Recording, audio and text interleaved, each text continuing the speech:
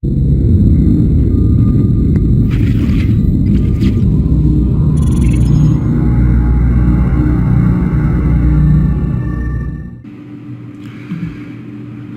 this session, let's look at debugging in more detail. So I'll talk about few more things that you can do while debugging your programs. Previously, I gave you the basic introduction so that you could use debugger to debug your assignments or programs that you are creating while during the course of the training. And now that we've covered enough topics, let's look at some of the things that you can do while debugging.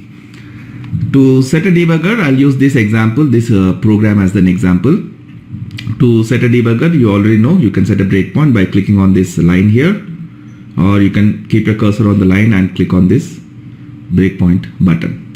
So once you set a breakpoint and execute, the program will automatically stop and load the debugger whenever it reaches that particular statement. Now while you are at this statement, you can use this F5, F6, F7, F8 buttons. If I press F5, it will execute each statement. So for example, when you are at the beginning of a processing block, for example, I'm at this perform statement. If I press F5, so it will go inside that processing block. For example, if you are at a call function statement and if I press this F5, then it will go inside that function module. So I can go inside the function module and execute the code one by one again inside the function module. The same is applicable for modules. If you are at the beginning of the processing block call, then if you press F5, you'll go inside that processing block. If I press F6, I won't go inside the processing block. The system will simply execute the code inside the processing block and go to the next statement. So if I press F6 here, instead of going into this form get data, it will execute all that code and directly take me to this line 32 where I'm at another subroutine call, right? So if I press F6 here, for example, the cursor is at perform statement. So it has already executed that subroutine. So while debugging, if you don't want to go inside the code of a processing block and see what is happening, then you can simply press F6. However, if you want to go inside the processing block and execute the code inside a processing block one by one and want to see what is happening, then you press F5. Now while you are inside the processing block, for example, if I press F5 here, it will take me inside this processing block. While you are inside it, you observed something and you figured out this is the issue. Now you don't want to execute the remaining code in the processing block. You want to come out of the processing block. Then you can press F7. So it will come out of the processing block. So F7 will only work if you are inside a processing block and you want to come out of the processing block. So then it will come out of that processing block. We'll do it one more time. So I'm at the subroutine call. If I press F5, I'll go inside it. If I press F6, I won't go inside it. I will go to the next statement after the processing block call. So I'll press F5 here under get data. So I'll go inside this. Now I don't want to execute all the code. I notice that something is wrong. Then I can press F6 to come out of it and then go to the next perform statement. If I press F8, then it will stop at the next breakpoint. If you have further breakpoints set in your program, then it will stop at the next breakpoint. If there are no further breakpoints, then it will complete the program execution. So if I press F8, it will complete the program execution. So this is the purpose of your F5, F6, F7 and F8 while debugging. Now, while debugging, we've already discussed how to load these different tools. So we've loaded this table tool to see the table contents, structure tool to see the structure contents, and variable fast display to see the variable values. So I'll execute these statements. Generally make a habit of pressing F6 unless you want to really go inside something. Now at this point, if I check the contents of this ITMARC, if I double click on that, it will be copied here automatically. These are the contents, and if you have more tools, you can click on this button to maximize vertically or maximize horizontally. So let's say I want to maximize this vertically. Now to change a particular field value in a table, if it is a direct field, for example, let's say size sub RC. It's one variable, system field. It's not recommended to change the system fields, but since a variable, I can change it. You'll see this pencil icon next to the field. If you don't see this pencil icon, that means either you are missing authorizations to change values in debugging, or the system administrator has disabled changing values in this client. Typically, we do this for production systems. So in production, they disable changing values in debugging. So you don't see this pencil icon. So if you want to change it, click on this pencil icon. It will enable it. And then you can change it to whatever value you want and hit enter. So it will take that value. So if you want to change a variable, you can do it directly this way. But if you want to change the field of a table, then you double click on this particular field that you want to change. So I want to change the first row matnar. So I'll double click on that first row matnar. And here I'll click the pencil icon. And then I'll change it. And hit enter. And if you click on back, it will take you to the previous perspective. So here you see this value is changed. However, if you want to delete a row or you want to insert a new row in this table while you're in debug mode, you can click on this services for the tool and it will give you different options. I can see this as ALV output. I can see the contents of the table as an ALV output, or I can export it and save it locally. Then if you scroll down in this last section, change table content, you can change the selected row, you can delete the selected row, you can append a new row, or you can insert a new row. So let's say I want to append a new row. So double click on this and give the row number, click OK. And here you can maintain your new values. Let's say 4000. Earlier there were 17 entries in this table. Now I'm adding a new entry. And if I check this table, now it has 18 entries including my new entry. Okay, so like that you can add additional values. So when you're changing these values in debug mode, these will be applicable only for the current session. So the next statement that is trying to access, for example, this table had 17 rows. So this loop statement will loop 17 times. But now that I've added one extra row, this will loop 18 times to process all the 18 rows. Right? So this will be applicable for the statements that are executed after the changes you made. But once I complete program execution and re-execute this program, these changes will not be stored. So they are not stored permanently. They are only stored for the current session only. Okay. Sometimes you may not have some test data. So let's say the user says that while this program is running in production, for this particular customer number, it is behaving differently. And in your development system, if you are trying to debug, in your development system, the system is not pulling that customer details because that customer doesn't exist in the development system.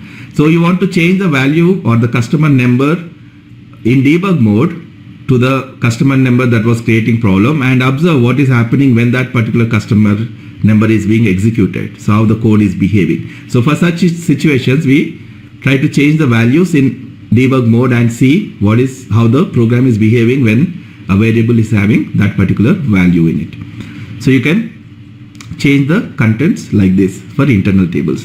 And if you want to change for work areas or structures, so I'll load the structure tool, and let's say WMARC is empty. So the first row is copied. Now I want to change this matnar value. So you can click on this pencil icon for the respective field in the structure and change it just like a variable. Okay. So these are, you can change the contents of your structures. Now another thing you need to know about debugging is, one is you can statically set a breakpoint so that the system stops there. But sometimes when you're processing these loops, if you look at this internal table, ITMARC, it has 18 records and we are in the current loop. Current loop is 1, Cytabix is 1 here. Now I want to see how the system behaves when the plant is 6101. So one way is I can keep pressing F5 till I reach that loop. So I'll press F5, F5, F5 to finish the first loop. and then I'll go to the second loop. Now I'm processing second loop, so it is processing 1100. So like that I can keep pressing F5 till I reach that particular value. And if you have hundreds or thousands of records in your internal table, and if you are trying to look at what is happening when the 1000th loop is being processed or 1000th record is processed, then you have to keep pressing F5 1000 times. And if you have written 200 lines of code between loop and loop, then you have to execute all those by pressing F5, right? That is not practically possible. So I can directly jump to this particular row and observe what is happening there. That you can achieve by using these watch points. So what I'll do is I'll set a watch point for the system to stop when this works field of this WAMARC reaches 6101. Okay, to do that, you click on this create watch point button, and then you give the field name that you want to see. It is WMARC works, and here you give the condition WMARC works equals to 6101 and click OK. Now a watch point is created. If you look at this WMARC works, it is 1100 because we are in this Cytabix is updated by the read statement, so it is showing 1, but we are in the second loop. Okay. For example, let me go to the third loop. Cytabix is updated by the read statement also. Now we are in the third loop and the value is 1200, but I want to observe when it is 6101. So I want to basically jump to this 11th record directly. Since I've set the watch point, if I directly press F8, it will say watch point reached and Cytabix is 11. So we are in the 11th record and the value is 6101. So it's stopping at that value. Now I can press F5 to see, execute all the code between loop and loop to see what is happening when that particular, when the plant is having that particular value. Okay, so that's how you can use this watch points to look for when a field is reaching or having certain value in it. And you press F8, create a watch point, press F8 and it will automatically stop when the field is having that particular value. So while setting the point, watch point, you can check for equal to or greater than, less than, you can use all those operators. So that's your watch points. And if you have executed this statement and you want to go back and execute the previous statement again, then you can keep a cursor on that line and click on this debugger, go to statement. Then it will go to that particular statement where your cursor is located. So now I jumped back and now I can execute it again. Okay, but this jump is not possible if there are certain rules. So if you have already processed a particular block, then you cannot jump back to that. But within a block, you can jump between different statements. Okay, and you can also set breakpoints dynamically by selecting this breakpoint at statement. So you can set a breakpoint at a particular statement. Like for example, you want to stop when a call function statement is executed in your code. So let's say you're debugging a standard program and there is some issue when a particular function module is called. Then either you can keep pressing F5, F6 till you execute all the code and reach that particular statement, or you can say breakpoint at statement and give call function as a statement, and then wherever call function is called, it will stop. So you keep pressing F8, it will stop, and if there are 3-4 function modules called, then it will stop at the call of those function modules. So once you reach that stage, you can observe what is happening when a function module is called. So you can also set a breakpoint at a subroutine function module. When you set a breakpoint at a function module, for example, the standard program is running and it is calling a specific function module and you want to go there directly, then you can say breakpoint at function module and give the function module name and then press F8. Then it will automatically stop when that particular function module is called by the program. So like that you can set it for subroutine function module methods, or you can set it for when an exception is raised. Like that you can set different breakpoints. And sometimes when you're running the standard programs, you're getting an error message and you want to see what is happening before that message is raised. Why exactly the system is raising that error message. So you can set a breakpoint at a message and then press F8 and it will automatically go to that particular message statement, and there you can observe in debug mode what is the values of system different fields to identify what is causing that error message. Okay, Like that you can set different breakpoints. And if you want to switch back to Classic Debugger, you go to navigate to and select this, switch to Classic Debugger. Okay. And I've also already explained about these different tabs where you can customize your tools, so that based on what you're checking, you can load different tools for that. So these are the few things you can do while debugging to speed up your debugging process. Okay.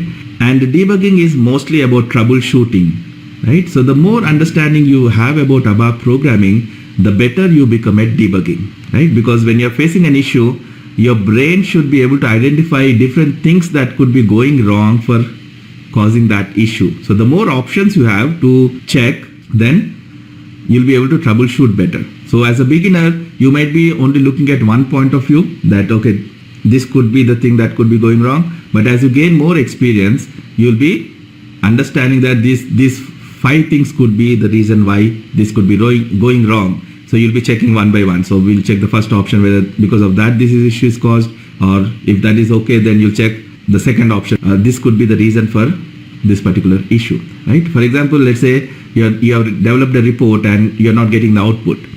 Then what all would you be checking?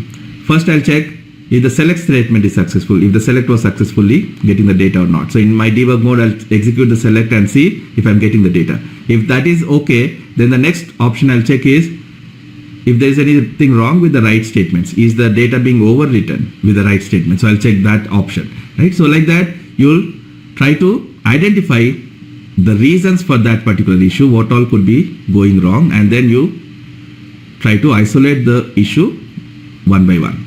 Many people ask me, do you teach debugging? Understanding this debugging tool is the easier part, but that doesn't mean that you are good at debugging, right?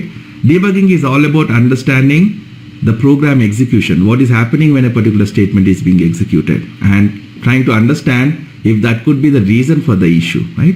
So if you want to be good at debugging, by default, you should be good with ABAP. So the more you understand about ABAP, the better you become at debugging, right? So as you keep practicing, as you develop more programs, as you face more issues, you'll automatically become good at debugging, right? So keep debugging every program that you create, and over a period of time, you should start feeling more comfortable to troubleshoot issues while debugging the program. So that's about debugging. See you in the next session.